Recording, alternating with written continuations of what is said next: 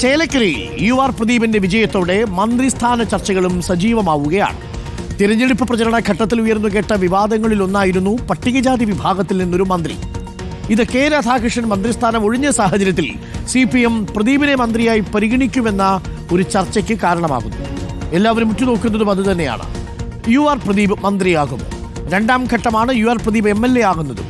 തിരഞ്ഞെടുപ്പ് പ്രചരണത്തിന്റെ അവസാന ഘട്ടത്തിൽ UDFന്റെ പ്രധാന പ്രചരണ വിഷയങ്ങളിലൊന്നായിരുന്നു പട്ടികജാതി വിഭാഗത്തിൽ നിന്ന് ഒരു മന്ത്രി എന്നത്. ജെയ്സൺ ചാമവളപ്പിൽ ചേരുന്നു കൂടുതൽ വിവരങ്ങളുമായി. ജെയ്സൺ ചാമവളപ്പിൽ, അന്ന് നമ്മളുടെ മാത്യു കുൽനാടനാണ് ഈ വിഷയം യഥാർത്ഥത്തിൽ ഉന്നയിക്കുന്നത്. പിന്നീട് ഇത് കോൺഗ്രസ് ഏറ്റെടുക്കുന്നു. മണ്ഡലത്തിൽ വലിയ സജീവ ചർച്ചയാവുന്നു. പാർട്ടി സെക്രട്ടറി MV ഗോവിന്ദൻ മാഷ് മറുപടി പറയുന്നു. UDFന് അങ്ങനെ ഒരു പാരമ്പര്യം പട്ടികജാതി വിഭാഗം, പട്ടികവർഗ വിഭാഗം എന്നിങ്ങനെ ഉണ്ടായിരുന്നു എന്ന് ചോദിക്കുന്നു. പക്ഷേ PK ജയലക്ഷ്മിയും അനിൽകുമാറും, വണ്ടൂരിൻ്റെ MLA ആയിരുന്ന അനിൽകുമാറും മന്ത്രിയായിരുന്ന സമയത്ത് രണ്ട് വിഭാഗങ്ങളിൽ നിന്നും മന്ത്രിമാരുണ്ടായിരുന്നു എന്നാണ് കോൺഗ്രസ് തിരിച്ചടിച്ചത്. അതൊരു സാഹചര്യത്തിൽ മാത്രമാണ്. കാരണം മറ്റു വനിതാ MLA മാരില്ലാത്തത് കൊണ്ട് നമ്മളുടെ ജയലക്ഷ്മിയെ മന്ത്രിയാക്കി എന്നതാണ്. നിലവിൽ ഈ വിവാദം ഉയർന്ന പശ്ചാത്തലത്തിൽ UR പ്രദീപ് രണ്ടാമതും മത്സരിച്ച് വിജയിച്ചുവെന്നു. അതും ചേലക്കരയിൽ. പാലക്കാട് വലിയ തകർച്ചയിൽ നിന്നും ചേലക്കര മാനം കാത്തു എന്നതുകൊണ്ട് തന്നെ UR പ്രദീപിനെ മന്ത്രിയാക്കാനുള്ള സാധ്യതയുണ്ടോ? ജെയ്സൺ ചാവളപ്പിൽ അങ്ങനെയുള്ള ചർച്ചകൾ നടക്കുന്നുണ്ടോ ഇപ്പോൾ? Good morning. Very good morning Arunkumar. ഇന്നലെ ഏകദേശം ഒരു 12 മണിക്ക് ശേഷം ചേലക്കരയിലെ നാട്ടുകാർ, പ്രത്യേകിച്ച് വോട്ടർമാരും സാധാരണക്കാരൊക്കെ ചോദിക്കുന്ന ഒരു ചോദ്യമാണ്, നമുക്ക് രാധേട്ടനെ കിട്ടി മന്ത്രിയായി, ഇനി പ്രദീപേട്ടനെ കൂടി കിട്ടുമോ എന്നതാണ് പരസ്പരം ചോദിക്കുന്നത്. ഈ ചോദ്യം പതുക്കെ പതുക്കെ പാർട്ടി തലങ്ങളിലേക്ക് കയറും എന്ന് തന്നെയാണ് നാട്ടുകാരുടെയും അതുപോലെ തന്നെ വോട്ടർമാരുടെയൊക്കെ പ്രതീക്ഷ. ഈ തിരഞ്ഞെടുപ്പ് കാലഘട്ടത്തിൽ ഉണ്ടായിരുന്ന വിവാദങ്ങളെല്ലാം നമുക്കറിയാം. മാത്യു കുഴൽനാടൻ ആദ്യം ഏറ്റുപിടിക്കുന്നു, പിന്നീട് മറ്റു പലരും അത് ഏറ്റുപിടിക്കുന്നു.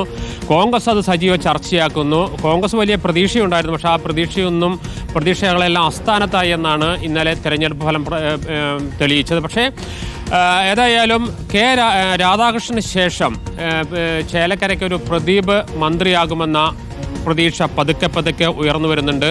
കാരണം 96 മുതൽ മറ്റൊരു പ്രധാനപ്പെട്ട ഒരു സംഗതി, 96 മുതൽ ഒരു ലാളിത്യത്തിൻ്റെ ഒരു പ്രതിരൂപമാണ് ചേലക്കരയുടെ MLA പദവി എന്നതാണ് അരുൺകുമാർ ഏറ്റവും രസകരമായ ഒരു കാര്യം.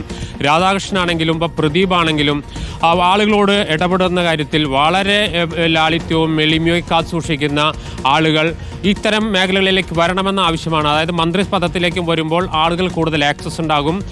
പ്രദീപ് വളരെ ഭംഗിയായ ആളുകൾ, വളരെ നല്ല രീതിയിൽ ആളുകളോട് ഇടപെടുകയും ആ എളിമ, ഇപ്പോൾ അരുൺകുമാറിനോട് വന്നപ്പോൾ കണ്ടതാണ്.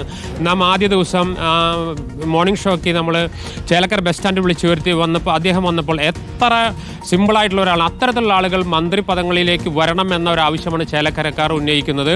അതിനുള്ള ഒരു മാൻഡേറ്റാണ് ഇന്നലെ ചേലക്കരക്കാർ നൽകിയത്. കഴിഞ്ഞ 2016 മത്സരിച്ച് വിജയിക്കുമ്പോൾ 10,200 ആയിരുന്നെങ്കിൽ ഇത്തവണ അത് 2001 വോട്ട് കൂടുതൽ നൽകി പ്രദീപെ പോയി മന്ത്രിയാകുമെന്നാണ് പറഞ്ഞത്.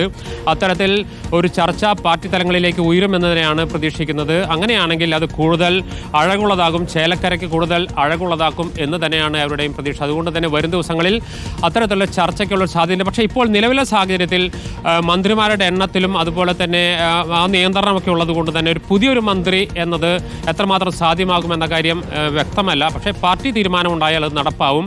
അത്തരത്തിലുള്ള ചർച്ചകളിലേക്ക് പതുക്കെ കയറുന്നു എന്നാണ് നാം മനസ്സിലാക്കുന്നത്. മന്ത്രിയായാലും ഇല്ലെങ്കിലും ജെയ്സൺ ചാവളപ്പിൽ ചേലക്കരയുടെ വികസനം MLA ഒന്ന് കണ്ടുവയ്ക്കുന്നത് നന്നായിരിക്കും അല്ലേ ജെയ്സൺ?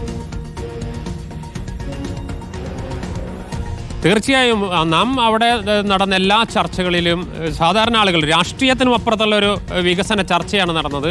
രാഷ്ട്രീയത്തിനും അപ്പുറത്ത് ആരെയും കുറ്റപ്പെടുത്താത്ത രീതിയിലുള്ള ചർച്ചകളാണ് നടന്നത്. പക്ഷേ ചേലക്കരയുടെ വികസനം ഇനി അനിവാര്യമാണ്. അത്രയേറെ പിന്നോക്കാവസ്ഥയിൽ കിടന്ന ചേലക്കര മണ്ഡലം പതുക്കെ ഉയർന്നു വരുന്നത്. പക്ഷേ അതിന് വേഗത കൂട്ടണമെന്നതാണ് പ്രധാനപ്പെട്ട ആവശ്യം. ഇനി കെ രാധാകൃഷ്ണൻ MP ആയിട്ടുണ്ട്, അതുപോലെ തന്നെ MLA ആയിട്ട് പ്രദീപുണ്ട്, ഭരണമുണ്ട്. അതുകൊണ്ട് തന്നെ അതിന് വേഗത കൂടുമെന്ന് തന്നെയാണ് ഏവരും പ്രതീക്ഷിക്കുന്നത്. ഇനിയും വേഗത കൂടിയില്ലെങ്കിൽ അത് വീണ്ടും ആരോപണങ്ങളിലേക്ക് കടക്കാനുള്ള സാധ്യതയുണ്ട്. അതുകൊണ്ട് തന്നെ ഈ തെരഞ്ഞെടുപ്പ് ഫലം ചേലക്കരയുടെ വികസനത്തിനുള്ള ഒരു മുന്നറിയിപ്പ്, ചേലക്കരയുടെ വികസനം അനിവാര്യമാണെന്ന് വ്യക്തമാക്കുന്ന ഒരു സന്ദേശം കൂടി നൽകുന്നുണ്ട്. അതുകൊണ്ട് തന്നെയാണ് പ്രദീപിനെ രണ്ടാമതും MLA ആയി തിരഞ്ഞെടുത്തിരിക്കുന്നത്. പ്രത്യേകിച്ച് ഭരണമുള്ളപ്പോൾ അത് കുറേ കൂടി എളുപ്പമാവുമെന്ന് തന്നെയാണ് പ്രതീക്ഷിക്കുന്നത് Arunkumar. Okay, thank you Jason.